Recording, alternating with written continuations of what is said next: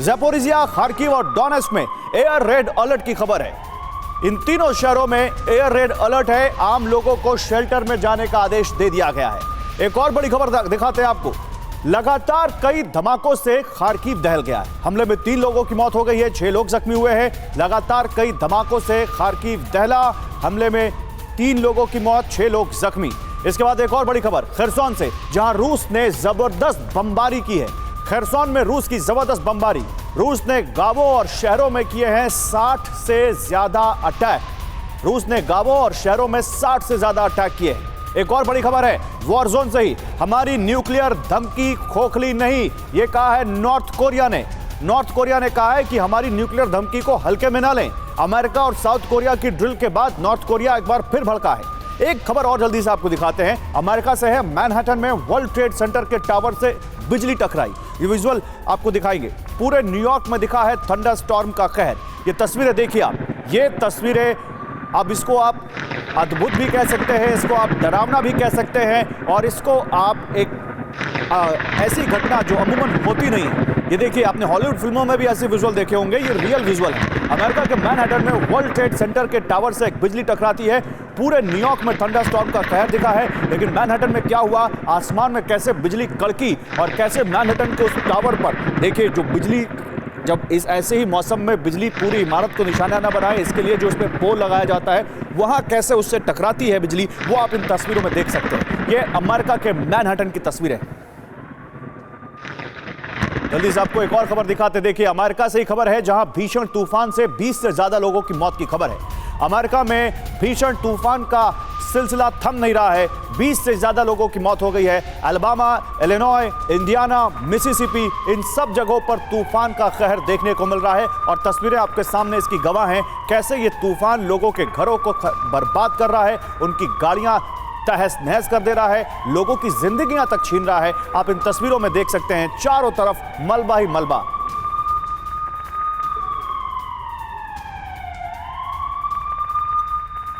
और अब एक खबर मैक्सिको से दिखाते हैं आपको। बड़ी दर्दनाक खबर है। मैक्सिको में आसमान में हॉट एयर बलून में आग लग गई। मैक्सिको में एक हॉट एयर बलून में आग लग जाने से 2 लोगों की मौत हो गई और एक बच्चा झुलस गया। दरअसल जैसे ही आग लगती है इस हॉट एयर बलून में, लोग ऊपर से कूदते हैं और इसी से 2 लोगों की मौत हो जाती है। ये तस्वीरें मैक्सिको की हैं, जहां एक हॉट एयर बलून जब आसमान में था, तभी उसके अंदर जो उसके नीचे जो बास्केट होती है जिसमें लोग सवार होते हैं, उसमें आग पकड़ लेती है और उसके बाद 2 लोग उससे कूदते हैं नीचे और उन दोनों की मौत हो जाती है। एक बच्चा इसमें बुरी तरह झुलस गया है। ये मैक्सिको की खबर है। हॉट एयर बलून जब उड़ रहा था तभी आसमान में उसमें आग लग जाती है।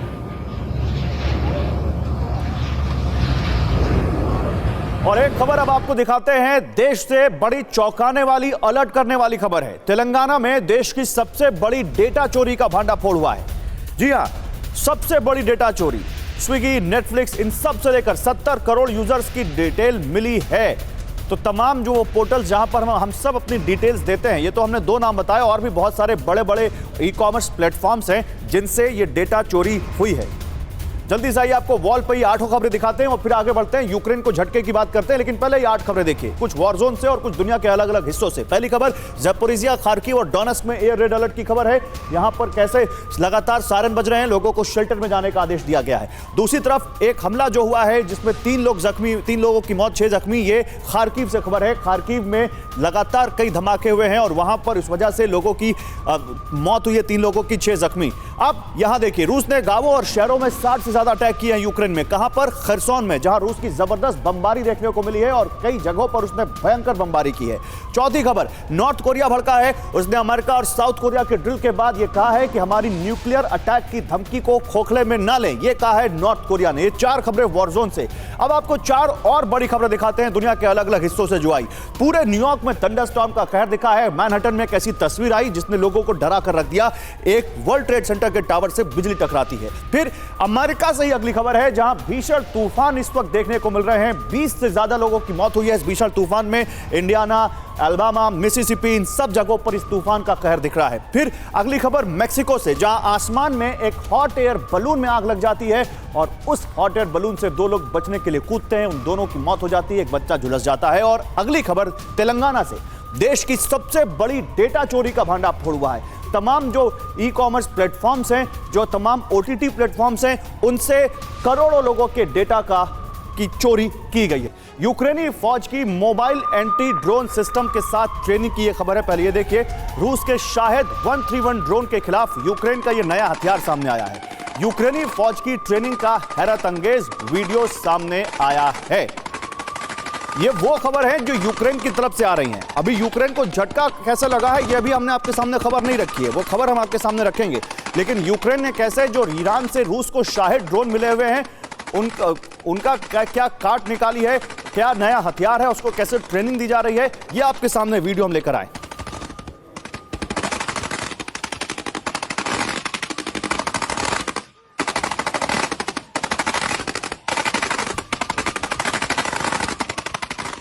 अगली खबर है यूक्रेन के स्मार्ट बॉम्ब से जुड़ी हुई। यूक्रेनी फौज का रूस के ठिकानों पर भीषण प्रहार। यूक्रेन ने स्मार्ट बॉम्ब से बहुत बड़ा हमला किया है।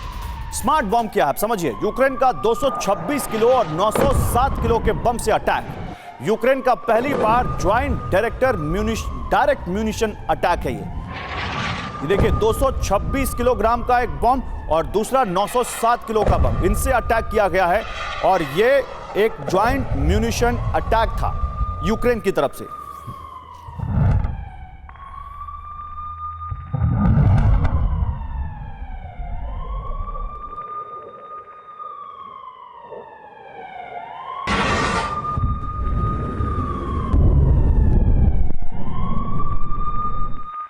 और एक और बड़ी खबर, पिछले 24 घंटे में रूस का यूक्रेन पर बड़ा हमला देखने को मिला है। रूस ने 24 घंटे में 30 एयर स्ट्राइक की हैं यूक्रेन पर। रूस ने 24 घंटे में किए हैं 40 MLRS अटैक।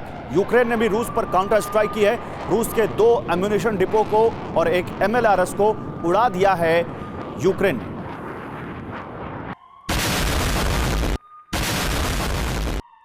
उधर 24 घंटे में यूक्रेन ने रूस के 70 हमले नाकाम किए हैं।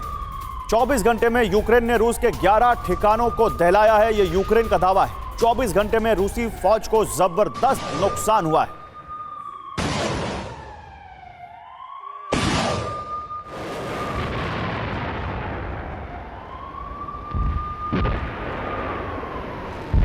तो 3 खबरें 3 तस्वीरों के साथ एक बार आपके सामने लेकर आते हैं, फिर आगे बढ़ते हैं। यूक्रेन का 226 किलो और 907 किलोग्राम के बम से एक direct munition attack, joint direct munition attack.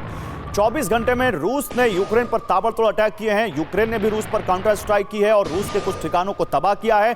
और यूक्रेन ने रूस के 70 हमले नाकाम किए इन 24 घंटों में। यह कहा जा रहा है यूक्रेन की तरफ से स्मार्ट बॉम्ब का भी इस्तेमाल यहां पर किया गया यूक्रेन की तरफ से। सर, ये स्मार्ट बॉम्ब क्या होता है जॉन सिन्हा, इसके बारे में जरा बताएं हमारे व्यूअर्स को, फिर आगे बढ़ते हैं। ये क्या डायरेक्ट अटैक? सर, सुनने में तो लगता है बहुत बड़े बड़े बम है, 200 kg, 900 kg। जय हिंद। देखिए, ये जो स्मार्ट बम की है, ये एक एक्रोनियम यदि यूज करते हैं उन बमों की जिसकी वेट 907 किलो है। ये तो एक हेवी बम है। क्या ये गाइडेड बॉम्ब्स हैं? क्या ये उस टारगेट पे जा सकते हैं कि फायर एंड फॉरगेट तरीके से आप फायर करिए, भूल जाइए और वो टारगेट को होम ऑन करे? ऐसी बमें आप स्किन को बनाने की क्षमता तो है यूक्रेन में, इसमें कोई दो राय नहीं है, क्योंकि वो भी एक वेपन प्रोडक्शन कंट्री रहा है और उसके इम्प्रोवाइजेशंस हैं। मगर ये स्मार्ट बॉम्ब का कहना, क्योंकि वो सीक करता है, टारगेट को सीक करना स्मार्ट सेंस में आती है, और सीकिंग कैपेबिलिटी आज के दिन में यूक्रेन के पास लाना एक यदि है, मैं नहीं कह सकता कि क्या वो केवल ये एक नैरेटिव का हिस्सा है कि हम भी स्मार्ट बम बना लिए। स्मार्ट बम बनाना इतना आसान नहीं। आप कह रहे हो सकता है कि ये रियलिटी ना हो, एक वॉर इंफॉर्मेशन कह सकते हैं आप, इंफॉर्मेशन वॉर जिसको कहते हैं आपकी, वो प्रोपेगेंडा जिसको आप कह सकते हैं। तो रूस से जंग में यूक्रेन के किक बॉक्सिंग चैंपियन की मौत हो गई है। देखिए, world kick boxing champion Vitali Merinov की मौत हो गई है। मेरिनोव 4 बार के किक बॉक्सिंग वर्ल्ड चैंपियन थे, यूक्रेन की तरफ से जंग में लड़ रहे थे, लेकिन उनकी मौत हो गई है। आइए आपको इस वर्ल्ड किक बॉक्सिंग चैंपियन के बारे में और जानकारी देते हैं, कैसे यूक्रेन के हीरो को जंग में खो दिया यूक्रेन ने। आपको इस बारे में जानकारी और देते हैं। यूक्रेन को world kick boxing champion Vitali Merinov ने अस्पताल में दम तोड़ दिया। रूसी फौज से लड़ते हुए विटाली मेरिनोव बुरी तरह जख्मी हो गए थे। पश्चिमी यूक्रेन के शहर इवानो फ्रैंकोविस्क के मेयर ने मेरिनोव की मौत की पुष्टि की है। 4 बार के किक बॉक्सिंग वर्ल्ड चैंपियन मेरिनोव 1 साल से रूस के खिलाफ यूक्रेन की तरफ से जंग लड़ रहे थे। पिछले साल भी मेरिनोव को पैर में गोली लगी थी, लेकिन बाद में वो फिर जंग में लौट गए। रूस से जंग में अब तक यूक्रेन के 185 एथलीट हैं जो अपनी जान गंवा चुके हैं। इसी बीच एक और बड़ी खबर आ रही है। देखिए, रूस पर अब तक का सबसे बड़ा हमला करेगा यूक्रेन। बड़ी खबर देखिए, फिर इस झटके की बात करेंगे। रूस पर अब तक का सबसे बड़ा हमला करेगा यूक्रेन। यूक्रेन की अटैक ब्रिगेड की भर्ती पूरी हो गई है। यूक्रेन के इंटीरियर मिनिस्टर ने यह दावा किया है, रूस पर नए हथियारों से अटैक करेगी ये नई ब्रिगेड। अब ये नई ब्रिगेड क्या है? अटैक ब्रिगेड में को कौन सी ऐसी स्पेशल ट्रेनिंग दी गई है जो रूस को इतना बड़ा वो नुकसान पहुंचाएंगे? रूस पर कैसे ये नया अटैक करेगा यूक्रेन? आइए जरा इस बारे में आपको समझाते हैं। समझिए कैसे यूक्रेन करेगा सबसे बड़ा अटैक। इस बात को समझिए आप, यूक्रेन कैसे बहुत बड़ा अटैक करने जा रहा है। यूक्रेन के इंटीरियर मिनिस्टर का दावा, यूक्रेनी फौज रूस के ठिकानों पर बहुत बड़े हमले करने के लिए पूरी तरह तैयार है। कीव ने अपनी अटैक गार्ड ब्रिगेड के लिए भर्ती पूरी कर ली है। कीव ने बड़े काउंटर अटैक के लिए 8 नई ब्रिगेड तैयार की हैं। यूक्रेनी फौज की एक ब्रिगेड में 3000 से 5000 सैनिक होते हैं। यूक्रेन की सेना में फरवरी से ही हजारों वॉलंटियर्स की भर्ती की गई है। फौज में मिलिट्री, पुलिस और बॉर्डर गार्ड्स को वरीयता दी गई है। अप्रैल और मई में नई ब्रिगेड वेस्ट से यानी पश्चिम से मिले नए हथियारों और टैंक से अटैक करेगी। अब ये जो नया अटैक है, ये कितनी मदद करेगा यूक्रेन को, और इस स्ट्रैटेजी को क्या इस तरह से पब्लिकली सामने लाना, क्या ये सही है? जल्दी से मैं ब्रिगेडियर डीएस त्रिपाठी आपके पास आना चाहूंगा। ब्रिगेडियर त्रिपाठी, अगर इन्होंने कोई स्ट्रैटेजी बनाई भी है तो ये इंटीरियर मिनिस्टर इतना बड़ा दावा करके बताना क्या चाहते हैं? कोई मैसेज है क्या उनका यहाँ पर? बिल्कुल गौरव, आपने सही कहा कि अगर कोई स्ट्रेटजी बनाई है तो उसको तो कोई सामने लाता नहीं है, लाना भी नहीं चाहिए। ये इन्होंने बताने के लिए जरूर किया है कि ये करना चाहते हैं। और एम क्या था, ये जो अटैक गार्ड ब्रिगेड इन्होंने बनाई है, इन्होंने 8 ब्रिगेड जो ये कह रहे हैं इन्होंने बनाई है। 8 ब्रिगेड में जो आपने बताया उसकी स्ट्रेंथ 3000 से 5000 के बीच में है। लेकिन इनमें है कौन? इन्होंने जो न्यूज में आ रही है, कहा जा रहा है कि 15 साल से लेकर के 70 साल तक के लोगों को लिया है इसके लिए। और उनको अभी तक कुछ लोगों को पुलिस और बाकी सर्विसेज से लिया है। वो क्या ट्रेंड हैं इस काम के लिए? फरवरी में इन्होंने रिक्रूटमेंट शुरू किया था और अभी देखिए 1 महीना हुआ, 1.5 महीना, क्या उसमें पूरे ट्रेन हो पाए हैं? इस पे बहुत बड़ा क्वेश्चन मार्क है। और इनका एम क्या है? ये कह रहे हैं कि इन 8 ब्रिगेड से ये जितने एरिया इन्होंने कैप्चर किया है अभी रशिया ने, उसको सारे को वापस लेंगे। इसके साथ पैकिंग क्या है, क्या सपोर्ट है इसके साथ जी, आर्टिलरी का, आर्मर का, बाकी का, उसका कोई डिटेल नहीं आया है। तो मुझे नहीं लगता कि ये पूरी तरह ये तैयार हैं। हाँ, इन्होंने जरूर रेस किया होगा, लेकिन इनकी तैयारी पूरी नहीं हो। उसके साथ मैं ये भी बता दूं, इन्हीं के यहाँ से इन्हीं के ही एक जनरल का एक और इसी के साथ बयान आया है कि इनके पास पूरा आर्म्स और एम्युनिशन नहीं है अभी फुल स्केल लड़ाई लड़ने के लिए जी। तो मुझे नहीं लगता कि ये पूरी तरह तैयारी है इनके पास इन 8 ब्रिगेड के साथ लड़ाई कर। फिर सता रहा है रूस को क्रीमिया पर बड़े अटैक का डर। ये क्यों डर सता रहा है? अब आप देखिए, रूस ने क्रीमिया में बनाई है कई किलोमीटर लंबी ट्रेंच। क्रीमिया में यह ट्रेंच बनाई गई है। अगर हिंदी में कहें तो छोटी खाई, जो कम गहरी खाई खोदी जाती ताकि जिसमें सैनिक छुप सकें, वो बड़ी लंबी ट्रेंच बनाई है। क्रीमिया से रशियन ट्रेंच का ये वीडियो सामने आया है। रूस ने क्रीमिया के पेटोरिया के बीच ये नई ट्रेंच बनाई है। तो क्या रूस को अब क्रीमिया में किसी हमले का डर सता रहा है? इसी बीच एक और बड़ी खबर है यूक्रेन के एक्शन से जुड़ी हुई। यूक्रेन की टेरिटोरियल डिफेंस ब्रिगेड ने बड़ा एक्शन किया है। यूक्रेन के सैनिकों ने रशियन टैंक उड़ा दिया। यूक्रेन का रूस के कई सैनिकों को भी मारने का दावा सामने आया है।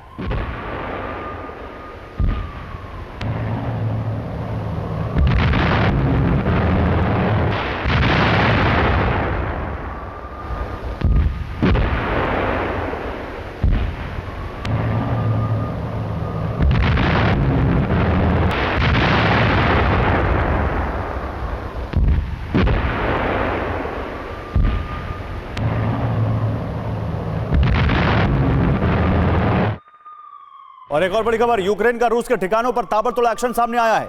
यूक्रेन ने हमले में रूस के कई टैंक उड़ा दिए हैं। यूक्रेनी डिफेंस ने हमले का वीडियो जारी किया है।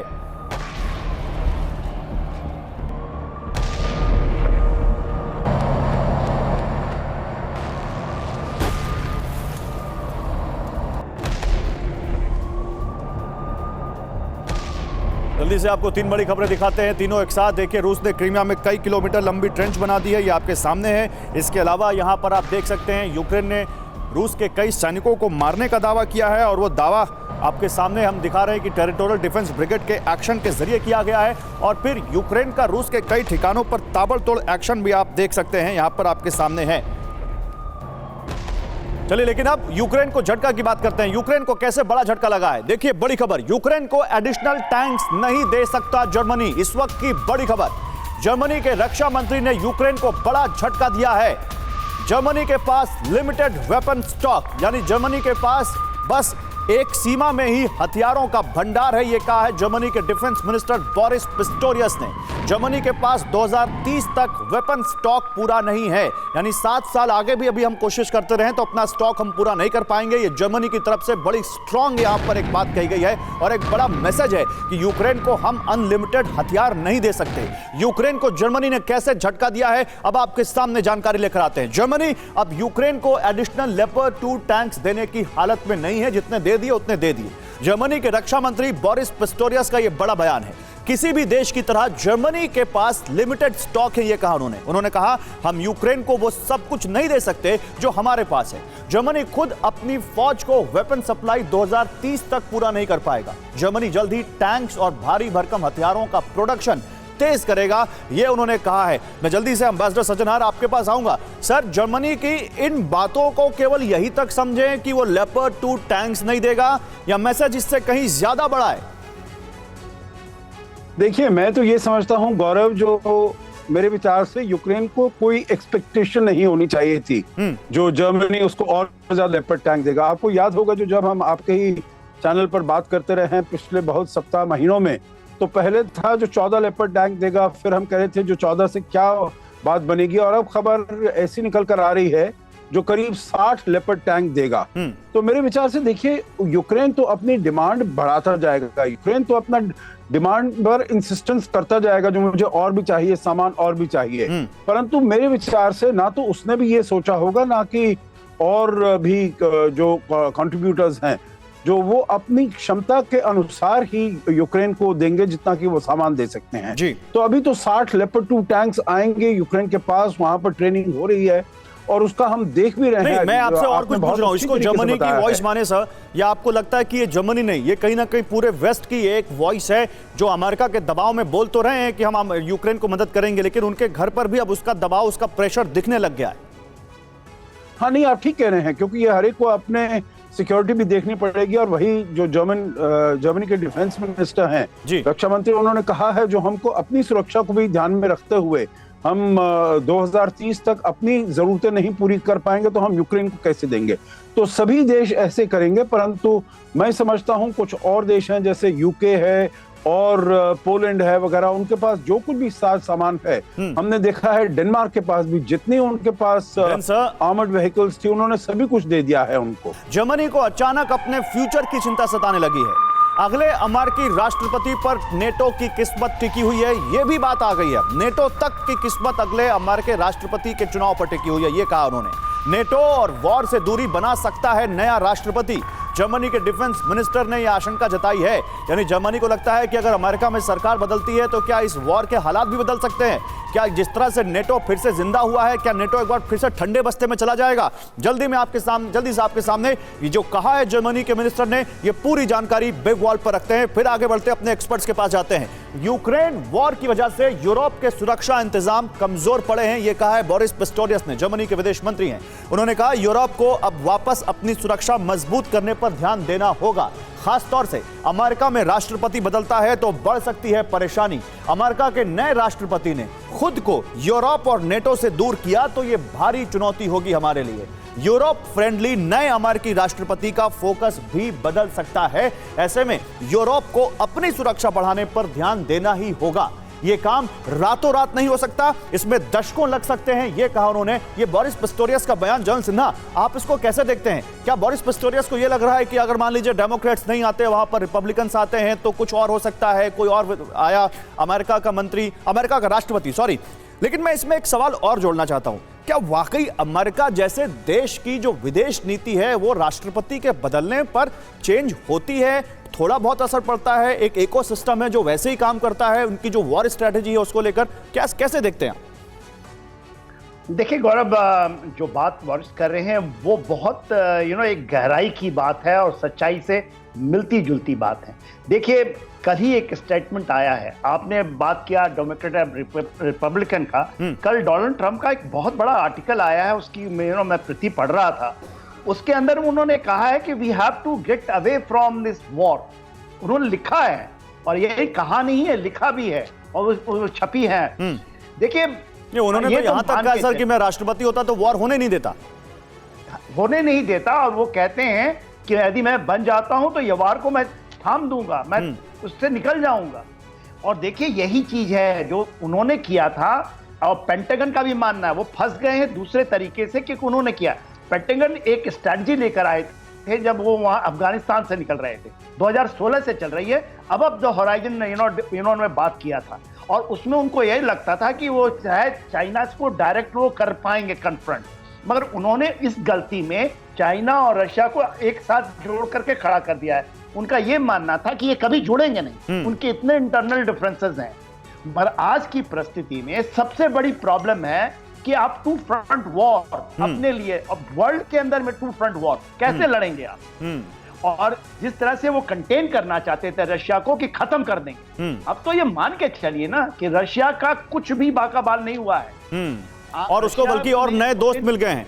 वो जो दोस्त जो कभी इतने मजबूत नहीं थे, इनकी दोस्ती, वो दोस्ती मजबूत होती जा रही है, और ये अगेंस्ट अमेरिका वो एक नया एक जो गुट है वो दिखता है दुनिया में, और बड़ा एविडेंट है, बड़ा वो विजिबल है, जो पहले शायद इतना नहीं था। बड़ी बात आप कह रहे हैं। यूक्रेनी गनर का L119 हॉवित्जर से जबरदस्त अटैक, अब आप देखिए, फिर आगे बढ़ते हैं। रूसी SPG-9 गन को टारगेट किया इन्होंने, रूसी A2MM मोर्टार को निशाना बनाया। यूक्रेनी हमले में रूसी हथियार जलकर कैसे खाक हो रहे हैं वो भी आप देखते रहिए। ये वॉर है जो इस वक्त दुनिया के किसी एक कोने में लड़ी जा रही है, लेकिन उसका असर आप तक भी हो रहा है, हम तक भी हो रहा है, पूरी दुनिया पर हो रहा है, और दुनिया के जो बड़े बड़े देश है वो कैसे इसको लेकर अब परेशानी में है, वो सब हम आपको बता रहे हैं। फ्रांस के राष्ट्रपति के दफ्तर के हवाले से एक बड़ी खबर आई है, और वो कहीं ना कहीं में जो जनरल सिन्हा बात कर रहे थे उसी से जुड़ी हुई। फ्रांस मानता है कि चीन रूस यूक्रेन में सीज फायर कराएगा। CNN का राष्ट्रपति दफ्तर के सूत्रों के हवाले से यह बड़ा दावा है। फ्रांस की नजर में चीन रूस यूक्रेन जंग में गेम चेंजर है। यह बड़ी इंटरेस्टिंग सी यहां पर सिचुएशन सामने आ रही है, जहां फ्रांस जो कि यूरोप के साथ खड़ा है, चीन जो कि रशिया के साथ खड़ा है, वहां पर जनरल जिस तरह से यहां पर मैक्रोन, जिस तरह से उनके ऑफिस से ये रिपोर्ट की गई है खबर, क्या फ्रांस चीन के साथ इसको लेकर कोई बातचीत भी कर रहा है? ये भी एक सवाल है। जल्दी से देखिए, चीन इकलौता ऐसा देश है जो रूस यूक्रेन में पीस डील करा सकता है। ये CNN ने खबर ब्रेक की है सोर्स के हवाले से। वो क्या कह रहे हैं? फ्रांस के राष्ट्रपति कार्यालय के सूत्र के हवाले से CNN का यह बड़ा दावा। उन्होंने कहा कि फ्रांस के राष्ट्रपति मैक्रो के अगले हफ्ते बीजिंग दौरे से ठीक पहले, यह सूत्र बड़ी खबर वहां पर ब्रेक कर रहे हैं, फ्रांस को लगता है कि रूस यूक्रेन जंग के बीच चीन बड़ा गेम चेंजर बन सकता है। चीन पहले ही रूस यूक्रेन में सीज फायर के लिए 12 पॉइंट पीस फॉर्मूला दे चुका है, जिसको अमेरिका ने बिल्कुल ठुकरा दिया। रूस ने चीन के फॉर्मूले का स्वागत किया, जबकि अमेरिका ने इसे टैक्टिकल मूव बताया था। अब सवाल यहां पर यह है, ब्रिगेडियर त्रिपाठी, आपको लगता है कि ये मैक्रो यहां पर कुछ खिचड़ी पका रहे हैं, और उनकी असल में मैक्रो ने जिस तरह से अभी तक का टोन रखा है, लगता है सबसे ज्यादा अगर कोई कोशिश यहां पर कर रहा है इस वॉर को रोकने की यूरोप में, तो वो मैक्रो ही है। कैसे देखते हैं आप इस खबर को? बिल्कुल सही कहा गौरव आपने। पिछले साल आप देखिए, कम से कम 5 से 6 बार मैक्रोन ने बात किया था पुतिन से खुद ये लड़ाई रोकने के लिए, लेकिन वो सक्सेसफुल नहीं हो पाए। अभी जो आया है, आप देखिए, जब शी जिनपिंग गए थे और उन्होंने पुतिन से मुलाकात की, वहां पर उन्होंने बातचीत भी की रूस के बारे में, और पुतिन ने यह भी कहा उस समय कि वो जो है इस पर तैयार हैं, इस पर आगे बढ़ सकते हैं। उसके बाद जेलेंस्की का बयान आया था यूक्रेन से कि वो चाहते हैं कि शी जिनपिंग आके विजिट करें यूक्रेन में कीव को, और वहां पर आकर के बातचीत करें और खुद देखें। तो ये जो चीजें हैं, ठीक है, आप बिल्कुल सही कह रहे हैं ब्रिगेडियर त्रिपाठी। मैं एम्बेसडर सज्जनार के पास जाना चाहूंगा। सर, आपको क्या लगता है, क्या कोई डिप्लोमेसी है जो यहाँ डिकोड नहीं कर पा रहे हम लोग? प्लीज बताइए, आप कैसे देख रहे हैं इस पूरे डेवलपमेंट को, कि मैक्रो कह रहे हैं कि चीनी है जो यहाँ पर पीस करा सकता है, अमेरिका मानने को तैयार नहीं है उस फॉर्मूले को? देखिए, मैं तो ये समझता हूं जो राष्ट्रपति इमैनुअल मैक्रोन तो बहुत प्रयास जरूर करेंगे। जैसे हमारे और पैनलिस्ट ने बताया है, उन्होंने पहले भी प्रयास किया है।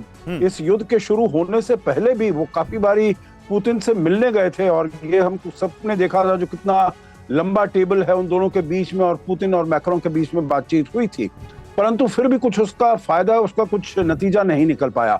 और अब वो जो जा रहे हैं, चीन जा रहे हैं, तो यकीनन वो बिल्डअप कर रहे हैं, उसको कोई एक्सपेक्टेशंस बिल्डअप कर रहे हैं, और चीन ने भी इसमें अपना इंटरेस्ट शो किया है। देखिए, उसका 12 पॉइंट प्लान तो बिल्कुल ही जैसे अभी बताया गया है, it is not flying at all, वो तो रिजेक्ट कर दिया गया है वेस्ट की तरफ से कंप्लीटली। तो अब वो कोशिश तो जरूर करेंगे, क्योंकि उसमें न केवल रूस और यूक्रेन की युद्ध की बात है, उनके अपने विजिट के सक्सेस की भी बात है। जो अगर कुछ वहां से ऐसा निकाल कर ला सकते हैं, तो उनका अपना जो रुतबा है, उनका अपना जो प्रोफाइल है, क्लाउड है, स्टेटस है, इन्फ्लुएंस है पूरी दुनिया में, वो और ज्यादा बढ़ेगा।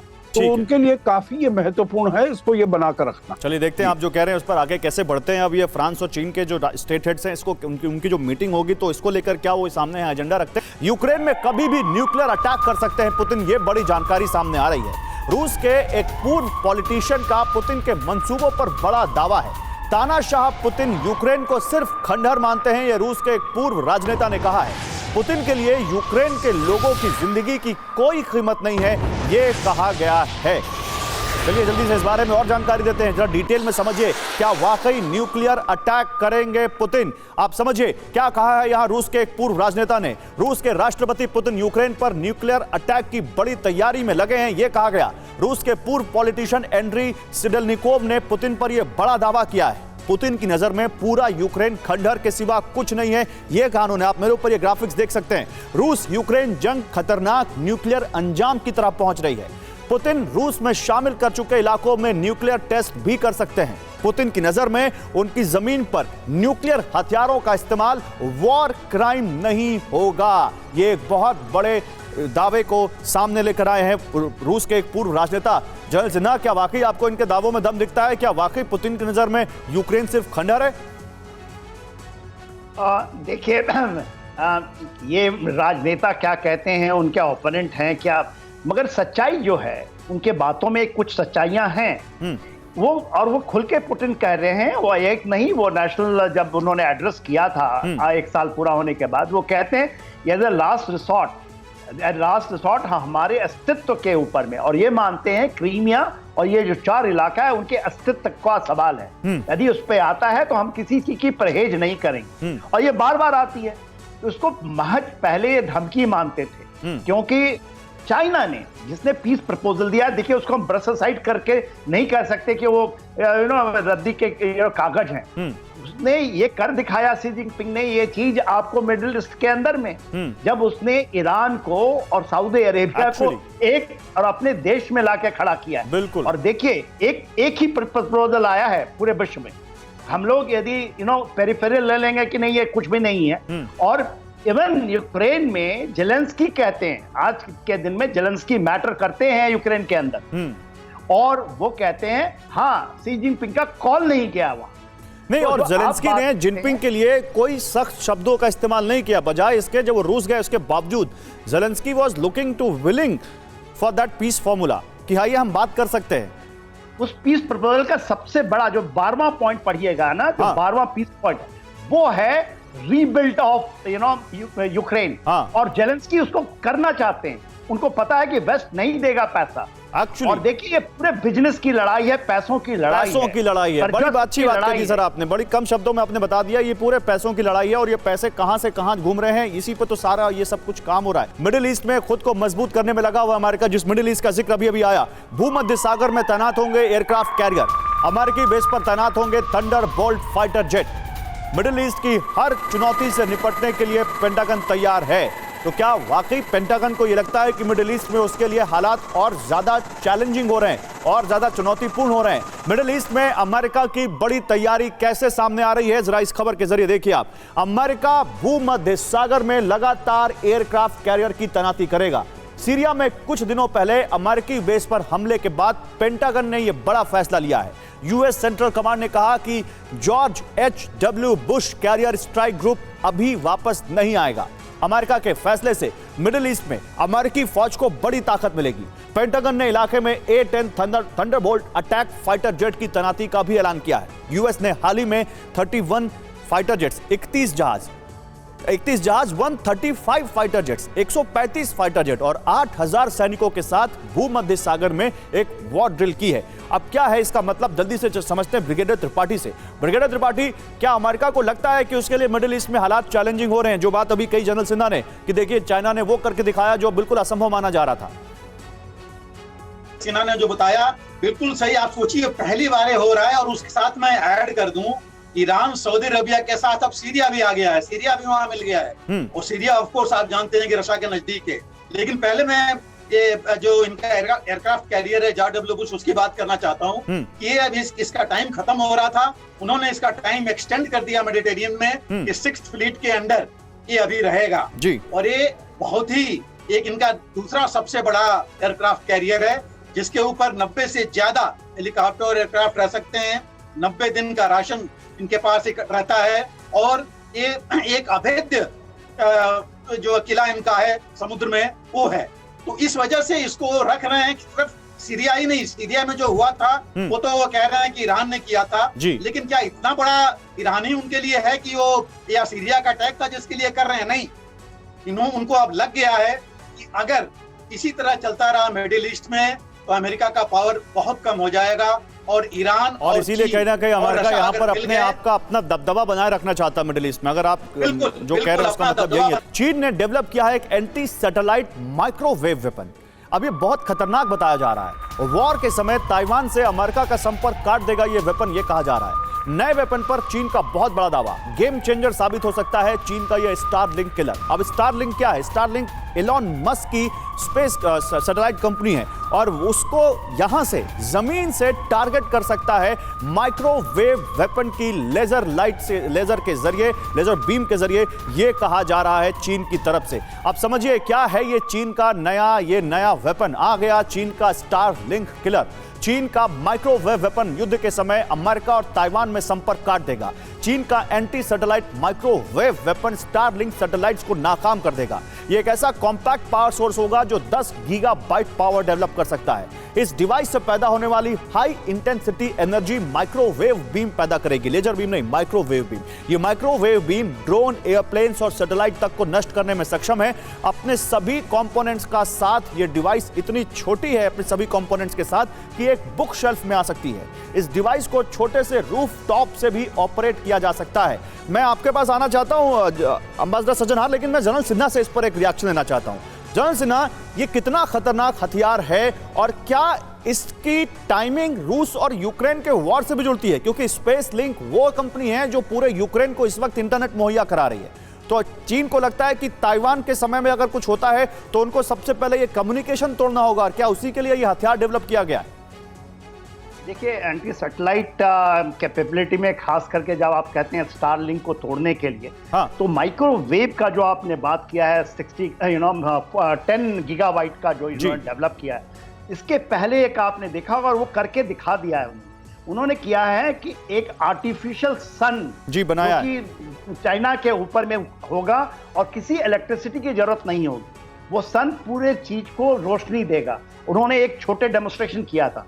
और ये जो माइक्रोवेव है, क्योंकि एंटी सैटेलाइट मिसाइल का तो भारत के पास भी हम करते हैं कि हम सैटेलाइट को मार गिराएंगे, मगर ये माइक्रोवेव इतना छोटा है और इसमें काफी आगे इन्होंने प्रगति कर ली है। और ये एक बहुत बड़ी चैलेंज है, खास करके स्पेस वॉर की जब हम बात करते हैं। और आपने बहुत अच्छी तरीके बताया, जब हम बात करते हैं चाहे जो भी लिंक, कम्युनिकेशन लिंक है, और ये स्पेस वॉर में अब क्योंकि पेंटागन ने गलती क्या किया, अभी वो कह रहे हैं कि हम $825 बिलियन का हम अपना बजट लेकर आएंगे। उन्होंने ये पूरा का पूरा इस बार ला रहे हैं ना, और चाइना उसको मैच करता है। 256 उसका है एक ऑफिशियल $1,000 बिलियन का, मगर एक्चुअल ये इससे भी ज्यादा, वो तो $1,000 बिलियन खर्च करता है। तो इसमें उसने इतनी लीड ले ली है। ये हाइपरसोनिक का आप कह रहे हैं कि चाइना अपने आप को फ्यूचर वॉरफेयर के लिए तैयार कर रहा है, और चाहे वो जमीन पर हो, चाहे आसमान में हो, और चाहे वो स्पेस में हो, उन सब की तैयारी चाइना कहीं ना कहीं आने वाले वक्त के हिसाब से कर रहा है। और उसी के मद्देनजर हमें इस वेपन को देखना चाहिए। चीन के अटैक ड्रोन से निपटने के लिए जापान ने एक बड़ी तैयारी की है। जापान ने भी एक laser based anti drone system तैयार किया है। ड्रोन्स कैसे अब नए जमाने के युद्ध में बहुत इंपॉर्टेंट हो चुके हैं, ये रूस और यूक्रेन की ये वॉर बता रही है। इंडो पैसिफिक में बढ़ते तनाव को देखते हुए जापान ने यह फैसला लिया है। चीन के WZ-7 ड्रोन के नेवल वेरिएंट को जवाब देने के लिए एंटी ड्रोन सिस्टम यहां पर लेजर सिस्टम के जरिए तैयार किया है जापान ने। और जापान जिस तरह से अपने डिफेंस बजट को बढ़ा रहा है, अपनी डिफेंस तैयारियों को बढ़ा रहा है, चीन को यह बहुत खटक रहा है। उसको लेकर शी जिनपिंग ने भी बड़े यहां पर बयान दिए हुए। लेकिन पहले यह समझिए, चीन से मुकाबले के लिए laser based anti drone system लेकर आया है जापान। इससे पहले चीन के गुलझोउ WZ-7 ड्रोन का नेवल वेरिएंट सामने आया था। चीनी ड्रोन WZ-7 का नेवल वेरिएंट 1 जनवरी को स्पॉट किया गया था। WZ-7 का नेवल वेरिएंट काफी ऊंचाई पर उड़ान भरने में सक्षम है। जापान के आसपास कुछ समय से चीन की गतिविधियां काफी बढ़ गई हैं। चीन साउथ चाइना सी में अमेरिकी दखल का आरोप लगाता रहा है। चीन अपनी नेवल तैयारियों के पीछे यूएस को ही जिम्मेदार बताता है। डोकलाम, जहां पर भारतीय जवानों ने चीन को मुंहतोड़ जवाब दिया था, वहां पर चीन को फिर मिर्ची लगी है। चीन भूटान सीमा विवाद के लिए भारत को जिम्मेदार ठहराया गया है। डोकलाम पर चीन ने एक तरफा दावा किया है। चीनी जो मुखपत्र कहा जाता है सरकार का, ग्लोबल टाइम्स में बड़ा अग्रेसिव आर्टिकल छापा गया है कि चीन और भूटान के बीच विवाद सीमा को लेकर अगर कुछ दिक्कत है तो वो भारत है। यानी भारत सही जगह पंच कर रहा है, ऐसा लगता है। आइए जल्दी से इस बारे में और जानकारी देते हैं। डोकलाम पर चीन कैसे तमतमाया हुआ है। चीन के सरकारी अखबार ग्लोबल टाइम्स ने भारत के खिलाफ जहर उगला है। चीन ने भारत को बताया है चीन भूटान सीमा विवाद पर सबसे बड़ी रुकावट। डोकलाम न भारत और न भूटान का क्षेत्र पर है, सिर्फ चीन का अधिकार। ये ग्लोबल टाइम्स में लिखा गया है। भूटान के राजा की भारत यात्रा से पहले चीन बुरी तरह बौखलाया हुआ दिख रहा है। यह साफ दिख रहा है। ग्लोबल टाइम्स ने लिखा कि भारत के मुकाबले भूटान के चीन से बेहतर संबंध हैं। भूटान के राजा नामग्याल वांगचुक 3 से 5 अप्रैल तक भारत की यात्रा पर रहेंगे और चीन को यह पच नहीं रहा है। अम्बासडर सज्जनार, आपसे रिएक्शन। मैं जापान पर जाना चाह रहा था, लेकिन जापान से इंटरेस्टिंग खबर तो यह आ गई है। क्या आपको लगता है कि वाकई भारत सही जगह हिट कर रहा है? चीन की यह बौखलाहट यही बता रही है। देखिए, दोनों खबरें जो आपने बताई हैं, एक जापान की जो वो अपनी तैयारी तेज कर रहा है, अपना रक्षा बजट है उसको बढ़ा रहा है, और ये जो आपने भूटान की खबर जो दी है, मेरे ख्याल से ये दोनों मिलती जुलती हैं, क्योंकि दोनों का जो टारगेट है वो चीन ही है, क्योंकि चीन के विरुद्ध ही ये किया गया है। और जहां तक भूटान की खबर है, आपने बिल्कुल ठीक बोला है। चीन बहुत समय से ये प्रयास कर रहा है। आपको याद होगा करीब 10-12 साल हो गए हैं जब चीन ये प्रयास कर रहा था जो भूटान के साथ वो दो तरफा अपना एक निर्णय ले ले, एक नेगोशिएटेड सेटलमेंट कर ले, जिससे कि जो डोकलाम का एरिया है वो भूटान उसको देने में राजी हो जाए, और जो ऊपर का जो उनका एरिया है, क्षेत्रफल है, वो चीन भूटान को दे दे। परंतु ये 2017 में जब डोकलाम का ये इशू हुआ था, तो भारत ने उसमें बिल्कुल चीन को ये संदेश दे दिया था जो ये हमको मान्य नहीं है, भूटान को भी मान्य नहीं है। ठीक है। तो चीन बहुत समय से चाह रहा है, और अभी भी जब भूटान के नरेश की यात्रा हो रही है भारत में, तो वो फिर दोनों देशों के बीच में किसी ना किसी प्रकार से वो टेंशन लाने का प्रयास कर रहा है। ठीक है सर। इसरो ने एक बड़ी कामयाबी हासिल की है, और मुझे लगता है हमारे देशवासियों को यह बताना बहुत जरूरी है। इसरो ने एक बड़ी कामयाबी हासिल की है। भारत की अंतरिक्ष एजेंसी इसरो वायुसेना की मदद से RLV लेक्स की सफल लैंडिंग की गई है। कर्नाटक के चित्रदुर्ग में एरोनॉटिकल टेस्ट रेंज में सफल लैंडिंग की गई है। RLV लेक्स को चिनूक हेलीकॉप्टर से लाया गया है। ये तस्वीर है उसकी सामने।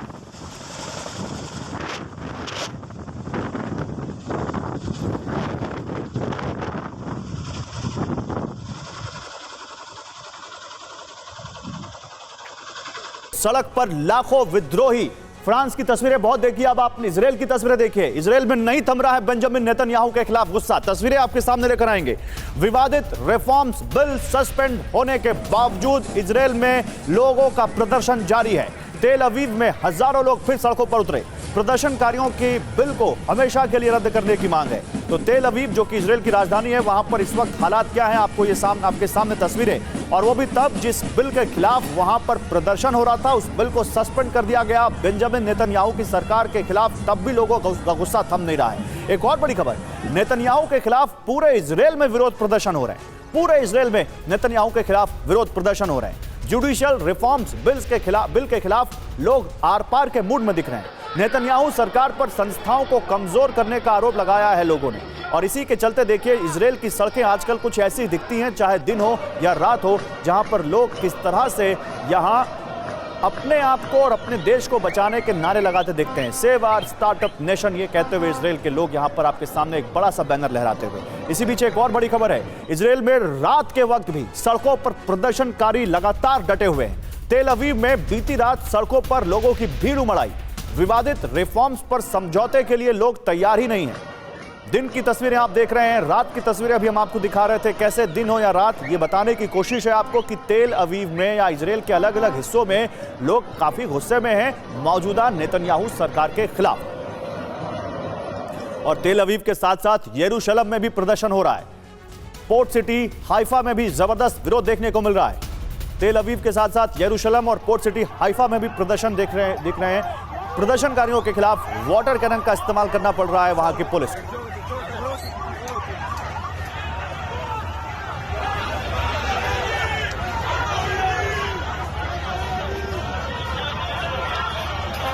और तेल अवीव में प्रदर्शनकारी पीछे हटने को तैयार नहीं दिख रहे हैं। प्रदर्शनकारियों ने लगाए नो कॉम्प्रोमाइज के नारे। तेल अवीव में प्रदर्शनकारी पीछे हटने को तैयार नहीं, उन्होंने नो कॉम्प्रोमाइज के नारे लगाए हैं। इजराइल के अशदोद शहर में भी जोरदार प्रदर्शन किया है लोगों ने। ये देखिए, हाथ में देश का झंडा लेकर लोग सड़कों पर उतर आए हैं। और तेल अवीव में सुरक्षा बलों के लिए हालात को संभालना दिन पर दिन मुश्किल होता जा रहा है। सुरक्षा बलों के लिए अब यह बहुत चैलेंज बनता जा रहा है। प्रदर्शन में करीब 1.5 लाख लोगों के शामिल होने की खबर है। तेल अवीव में नेतन्याहू के रिफॉर्म्स बिल को लोग साजिश मान रहे हैं।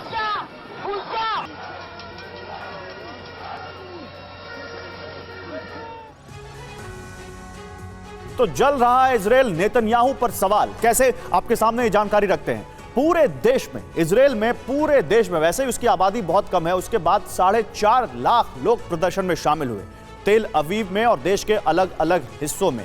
सबसे जोरदार विरोध तेल अवीव में है। तेल अवीव में करीब 2.25 लाख प्रदर्शनकारी सामने आ गए सड़क पर। नेतन्याहू के विवादित रिफॉर्म्स बिल को लेकर उनका विरोध है, जो कि सस्पेंड भी कर चुके हैं नेतन्याहू। प्रदर्शनकारी बिल रद्द करने की मांग कर रहे हैं। 13 दिनों से प्रदर्शन लगातार जारी है। 4 शहरों में सबसे ज्यादा प्रोटेस्ट हुआ है, तेल अवीव, यरूशलेम, हाइफा और अशदोद। ये सारी तस्वीरें जो हम आपको दिखा रहे थे, ये इन्हीं शहरों से आ रही थी।